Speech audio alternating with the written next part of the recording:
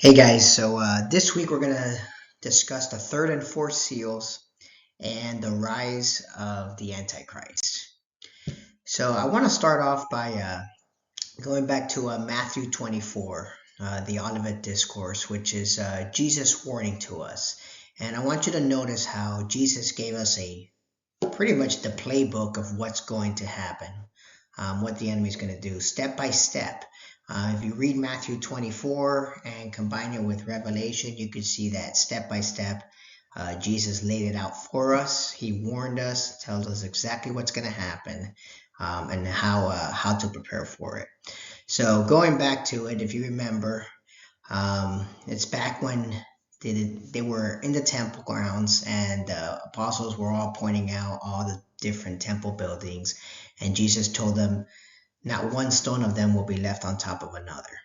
And they wondered about this, and they asked him later on in the Mount of Olives, when they were privately with him, when will all this happen? What sign will signal your return and the end of the world? And Jesus told them, don't let anyone mislead you, for many will come in my name, claiming, I am the Messiah. They will deceive many. If you look at the first seal, as we discussed already, when the first seal is open, John saw in his vision a white horse and a rider on the white horse carrying a bow with a crown on his head, riding out to win many battles and gain the victory. White, color of purity. He's a kingly figure. It's kind of a conquering hero. Sounds a lot like Messiah, right? A lot of people have thought like, oh, that's the Messiah right there. I don't think it is. I think it's representative of false messiahs or people claiming to be false messiahs, just like Jesus warned us in Matthew 24. Don't let anyone mislead you, for many will come in my name claiming I am the Messiah, and they will deceive many. And we talked about that, how many people have claimed to be the Messiah. Even currently, there's a guy that's claiming to be the Messiah, as we talked about in a previous lesson.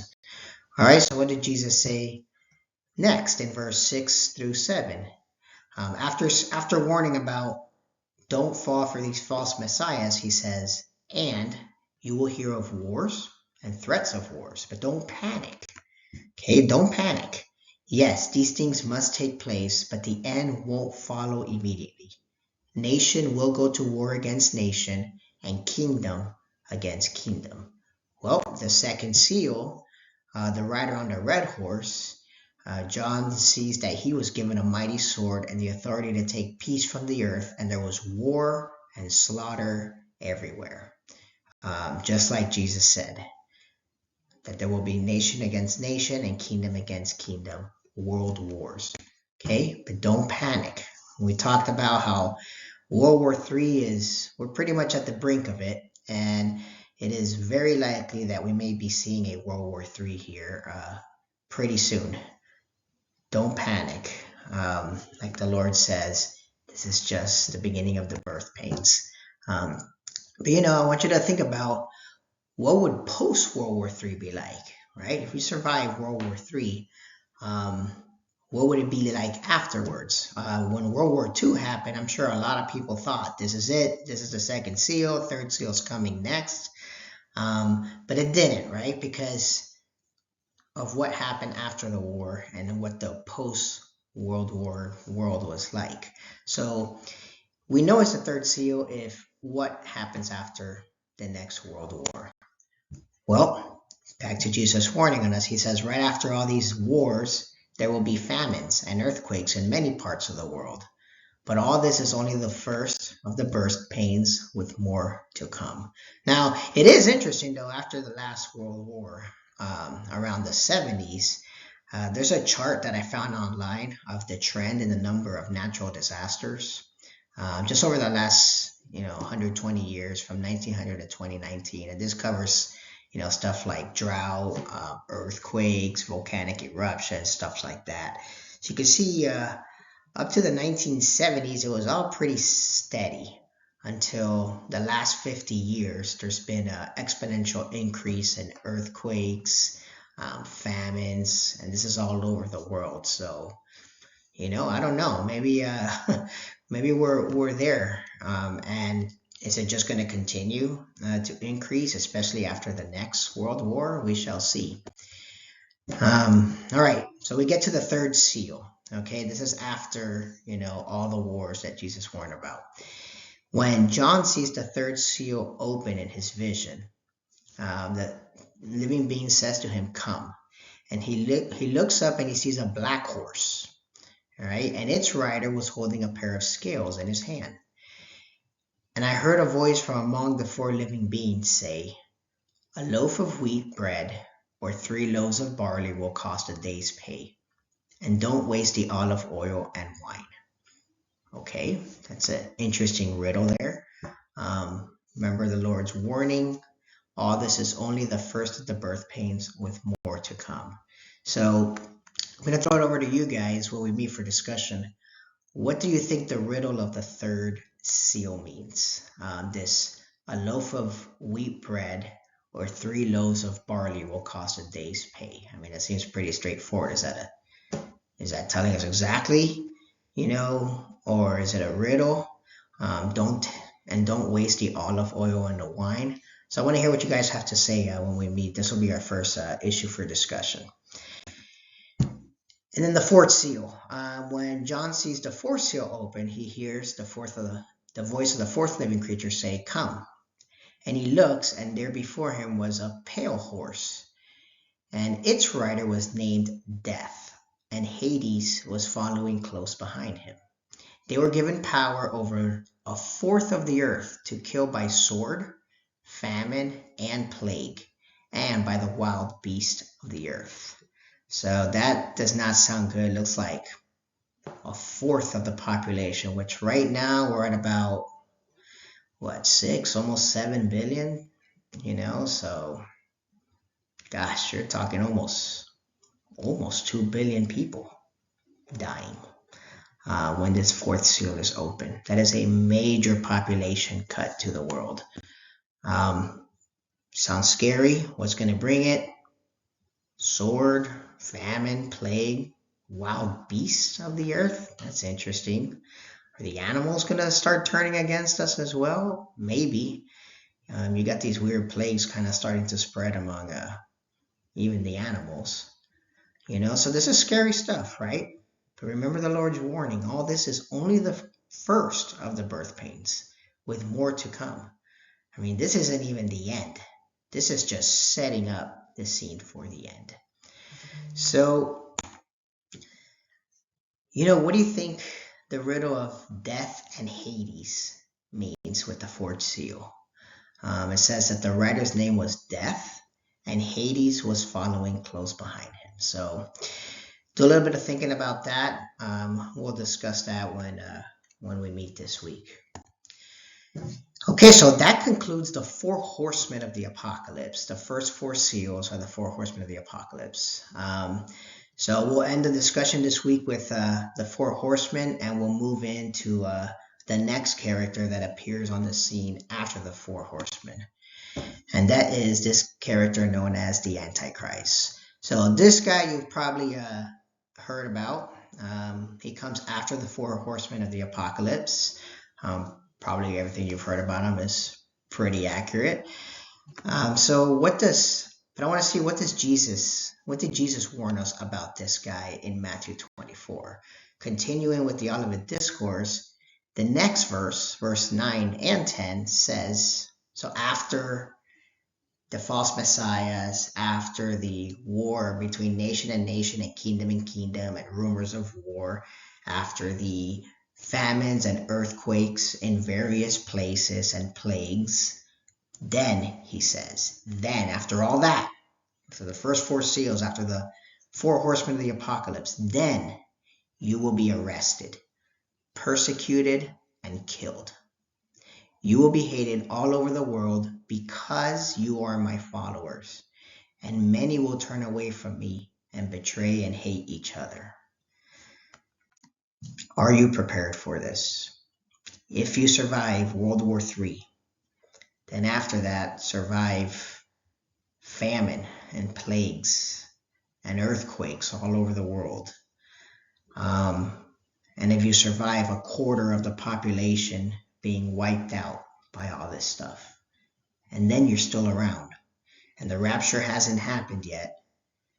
Are you prepared to be arrested, persecuted, and killed for your faith when this character, the Antichrist, appears on the scene? It's tough. What I want to do is, so the first half of the discussion, we're going to kind of wrap things up with the Four Horsemen, talk about that. And then as we get into the Antichrist over, the next couple weeks, I want to start off kind of reviewing some case studies from the book of Daniel, because I think these case studies, these are events that happened in the past, but it helps us to prepare for this, persecution, this tribulation that is coming. So the 4 case studies I wanted to discuss, the first one is of Shadrach, Meshach, and Abednego. I'm sure you guys have heard this story growing up in the church. It's pretty popular one taught to kids about how King Nebuchadnezzar made this huge gold statue, and he ordered everyone in his kingdom to bow to the ground to worship his gold statue. Whenever they would sound musical instruments, everybody had to stop, face this huge gold statue, which was, I think, about 90 feet tall, and they had to bow down to it. But these 3 Jewish guys, followers of God, Shadrach, Meshach, and Abednego, refused to bow down to this huge idol. So they were brought before King Nebuchadnezzar, and their exact words were, "We will never serve your gods or worship the gold statue you've set up." So what did King Nebuchadnezzar do? He threw them into a blazing furnace of fire. But he jumped up in amazement when he threw 3 men in there, and in the fire he saw 4 men. And the 4th man, he said, looked like a god. Freaked Nebuchadnezzar out. So he saw that they were just walking around, the 4 of them, in the flame. And so he yelled out, "Come out, come out." And when Shadrach, Meshach, and Abednego came out of the fire, they were untouched. And the 4th one that was in the flame disappeared. Kind of a cool story. Taught a lot to Christian kids, right? But here's what I want you to think about. Will you be willing to die rather than serve or worship any god except our own God, the God of heaven? When the Antichrist comes on the scene, there will be a push to worship an idol that he sets up. There will be a push to worship his name and a number that represents his name. And not doing so will probably result in your death. Where's your faith? Your faith has to be to the level that you would rather die than worship this character of the Antichrist. This is difficult. It's easy to say right now when things are good. It's easy to be a Christian right now, especially in America. There's no persecution. But like Jesus warned, how strong is the faith? Is your faith strong enough that when put under the sword or under the gun, you will not deny Jesus? And that's where it has to be if you're around when this character of the Antichrist appears. The second case study I want to discuss is about King Nebuchadnezzar's dream that he had of a great tree. May not be familiar with this dream that Nebuchadnezzar had, but basically in his dream he saw this huge tree that covered the earth, and he saw these messengers like angels say, "Cut down the tree but leave the stump, and let it have the mind of a wild animal till it realizes that the Most High rules over the kingdoms of the world."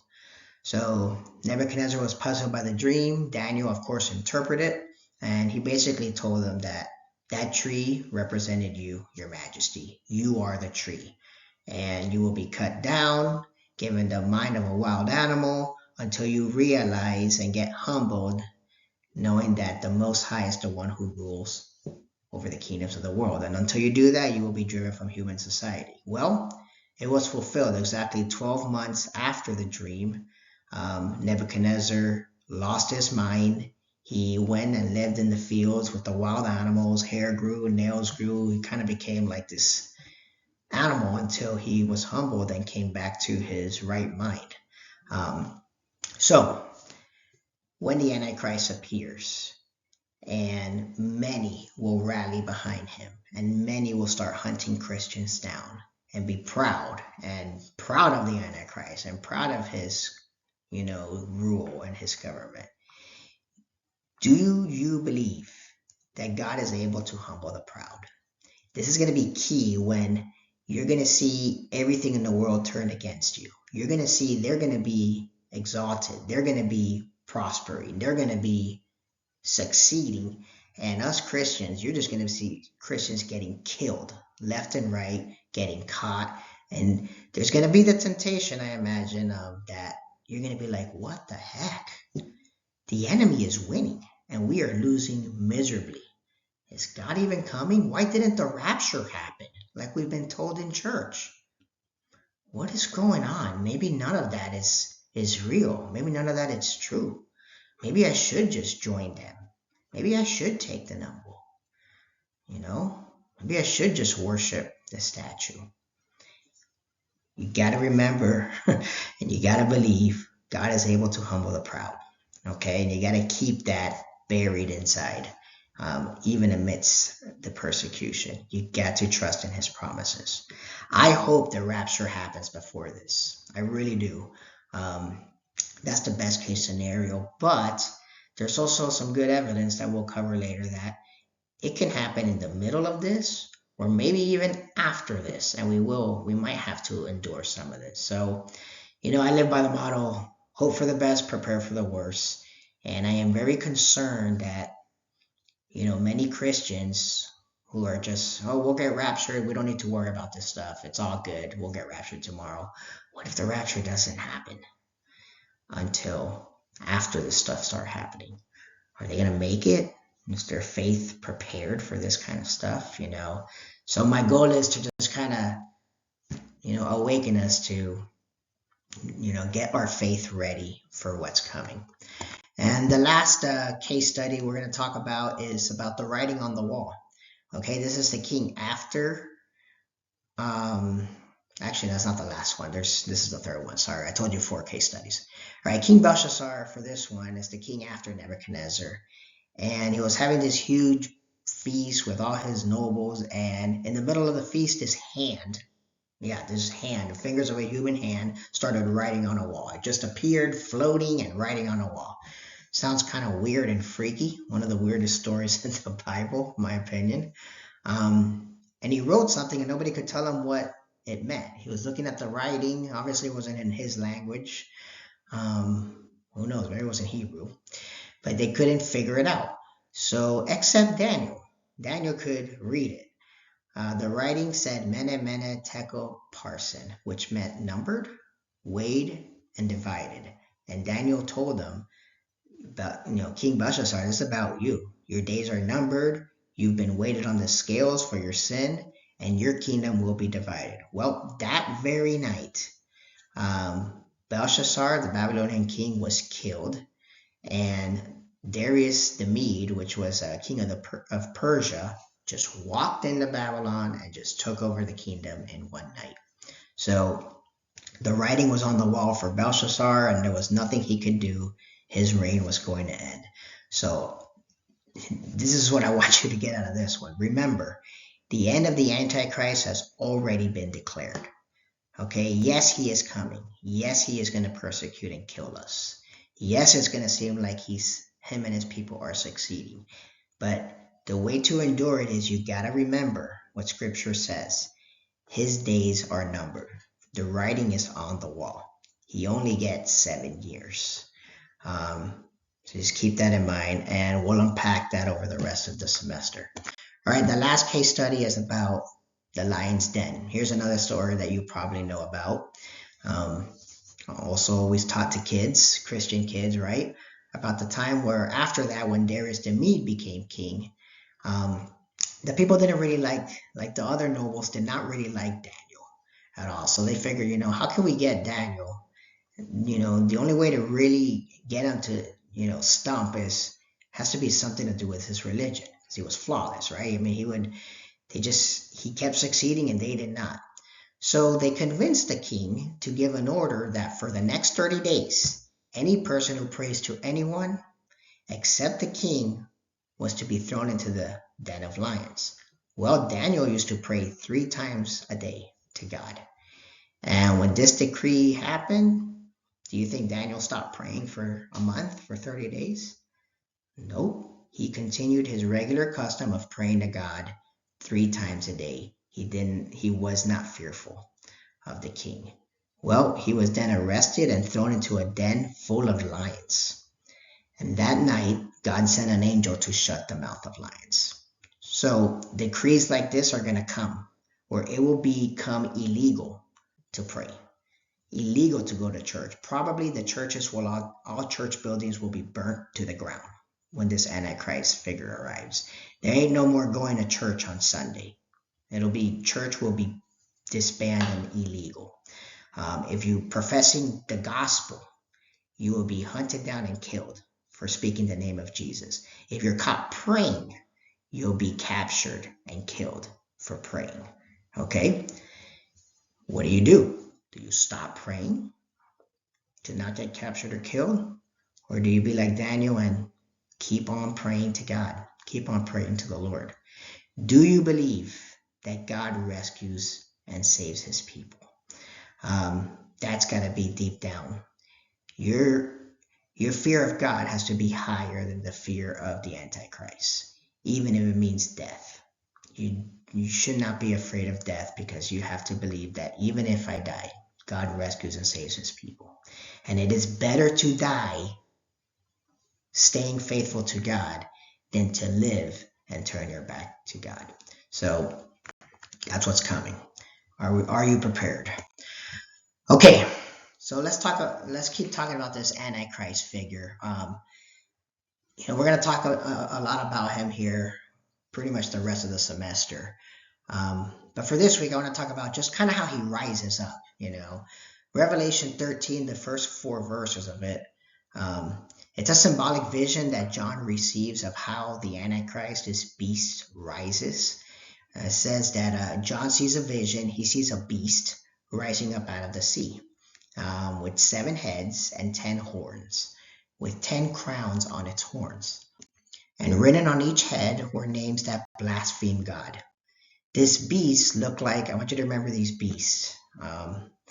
They look like a leopard, a bear, or the feet of a bear, the mouth of a lion, and the dragon gave the beast his own power and throne and great authority. So remember those 4 beasts, because Daniel had a vision or a dream that had 4 beasts in it that are the same 4 beasts that John saw in his vision. So we're going to talk about that in a minute here. So remember the leopard, bear, lion, and dragon. Okay, so it's kind of this, John sees this weird beast. It's one beast, but it has kind of features of all these, like a leopard, feet of a bear, mouth of a lion, and then there's some dragon behind him giving him this power. So kind of like that picture right there, kind of freaky looking vision. And I saw that one of the heads of the beast seemed wounded beyond recovery. But the fatal means like dead. Whatever this wound is, it causes death. The fatal wound was healed. And the whole world marveled at this miracle and gave allegiance to the beast. So interesting. So here we get looks like some kind of resurrection type, false resurrection type event here, where there's a fatal wound to the head and then comes back and everybody's just amazed by it and gives allegiance to the beast. They worship the dragon for giving the beast such power, and they also worship the beast. Who is as great as the beast? They exclaimed. Who is able to fight against him? Okay, so like I said, these first 4 verses is kind of a riddle. So I'm going to hold off till we meet for our discussion to try to unravel what the riddle means. So give it some thought over the next few days. Read these 4 verses over and try to see if you can figure out, what the riddle means. But I told you Daniel had a dream as well of these 4 beasts. So I'm going to conclude the lecture here with just reading what the dream was. It's found in Daniel chapter 7. Where Daniel had this dream as he laid in his bed one night, and he wrote the dream down. Okay, here, this is what he saw. In his vision that night, I, Daniel, saw a great storm churning the surface of a great sea, with strong winds blowing from every direction. Then 4 huge beasts came up out of the water, each different from the other. So very similar to John's vision in Revelation 13, the sea of beasts coming out of the sea, except instead of one beast coming out, how John saw it, Daniel saw 4 different beasts. And you're going to see the 4 different beasts, if you were to all combine them into one beast, kind of hybridization them to one beast, it sounds like the one beast that John saw in his vision. And Daniel said that the first beast was like a lion with eagle's wings. And as he watched, the wings were pulled off and it was left standing with its 2 hind feet on the ground like a human being, and it was given a human mind. Then the second beast looked like a bear. It was rearing up on one side and it had 3 ribs in its mouth between its teeth. And I heard a voice saying to it, "Get up, devour the flesh of many people." The third of these strange beasts appeared and it looked like a leopard. All right, so we got lion, bear, leopard. It had 4 birds' wings on its back and it had 4 heads. Great authority was given to this beast. Okay. Then in my vision that night, I saw a 4th beast, terrifying, dreadful, and very strong. Now, it doesn't say it was a dragon, but if you look at John's vision in Revelation 13, right? He had the leopard, the bear, and the lion, like the first 3 beasts that Daniel saw. And the 4th one he saw was a dragon giving it power. Now, Daniel doesn't say it's a dragon. He just says it's a terrifying and dreadful beast. So it could be a dragon, it could not. I think there's enough there tying the 2 visions to kind of come to the conclusion that it's a dragon, but it doesn't say it's a dragon. Anyways, terrifying, dreadful, and very strong. It devoured and crushed its victims with huge iron teeth and trampled their remains beneath its feet. It was different from any of the other beasts, and it had 10 horns. See how all these visions are connecting? See how this connects with John's vision in Revelation 13? It also even connects with Daniel's earlier interpretation of Nebuchadnezzar's dream of a statue, which we talked about, with the gold, silver, bronze, and iron. So, I want to talk about that and see how we can link all these visions together to get, one picture. Then verse 8. Then Daniel, as he's looking at the beast and looking at the horns on the 4th beast, suddenly a small horn appears among them. 3 of the first horns were torn out by the roots to make room for it. So there was 10 horns, and then this little one appears, rips out 3 of the horns to make place for that one little horn. Okay, so keep that in mind. We've talked a lot about this. Should be hopefully sparking some memories from Revelation 17, Revelation 13, all that. So the small horn, I believe, is reference to the Antichrist figure. Many believe that. So we'll talk about that. Okay. Now this little horn, the Antichrist, which is believed to be, had eyes like human eyes and a mouth that was boasting arrogantly. Okay, so this little horn is he's boastful, he's arrogant, he's going to just be talking, right? The Antichrist is kind of described in the same way. He's going to be boasting arrogantly. He's going to be a man of, lawlessness. He's going to have great speeches, right? And just very boastful. Then Daniel, after seeing this little horn, he watched as thrones were put in place by the Ancient One, and the Ancient One sat down to judge. Okay, the Ancient One is a reference to the Father, to the Most High God. His clothing was as white as snow, his hair like purest wool. He sat on a fiery throne with wheels of blazing fire, and a river of fire was pouring out, flowing from his presence. So a cool picture of God on his throne there with wheels and just power flowing out from him. And he saw millions of angels minister to him. Many millions stood to attend him. Then the court began its session and the books were open. Okay, so Daniel in his dream kind of saw this court session going on in God's throne. And I continued to watch because I could hear the little horn's boastful speech. And I kept watching until the fourth beast, that very terrifying one, which could be a dragon, was killed, and its body was destroyed by fire. The other three beasts, the lion, the bear, and the leopard, had their authority taken from them, but they were allowed to live a while longer. As my vision continued that night, I saw someone like a son of man. Okay, son of man is a title that Jesus called himself by when he was on earth. He would always call himself the Son of Man, which always really upset the Pharisees because the Son of Man referred to this prophecy in Daniel chapter 7, and that's why they called him blasphemous, because it says in the prophecy, or in the dream, I should say, that Daniel had, that the Son of Man came on the clouds of heaven and approached the Ancient One, God, and was led into his presence. And so you can see why the religious leaders were upset when Jesus claimed that I'm the guy. I am the Son of Man in the presence of the Ancient One, who will be given authority, honor, and sovereignty over all the nations of the world, so that people of every race and nation and language would obey me. That is what the Pharisees heard when they heard Jesus say Son of Man. You see, if you don't know this background, you're like, oh, why were they so upset? He just called himself the Son of Man. What's the big deal? Well, by saying the Son of Man, he was saying that he's going to come on the clouds of heaven to the Father, and he's going to be given authority, honor, sovereignty over the world, and over every people of race, nation, and language would obey him. He was basically calling himself the Messiah, and that his rule is eternal and it will never end, and his kingdom will never be destroyed. Cool. All right. I, Daniel, not me, but Daniel the prophet, was troubled. Oh, I am kind of troubled by this.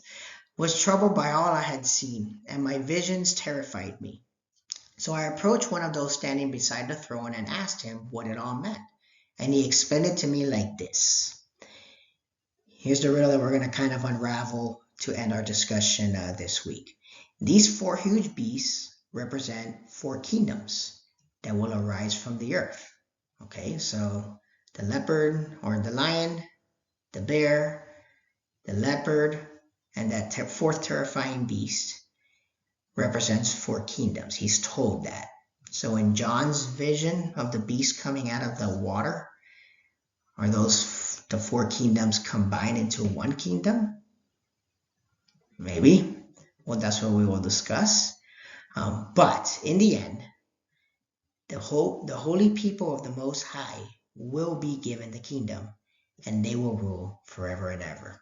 Okay, so just expect to come to the discussion with, I would reread, or I want you guys to kind of reread Daniel 7, 1 through 18. Kind of come with that dream in your head. Reread the first 4 verses of Revelation 13 to see John's vision. Have that in your head and try to connect the two. And we're going to end our discussion with talking about that and how that alludes to the rising of the Antichrist and how is it going to look when this Antichrist rises. Okay, so go ahead and it's kind of a lot of stuff. Go back, reread these texts, and be ready for discussion when we meet. I'll see you then. God bless.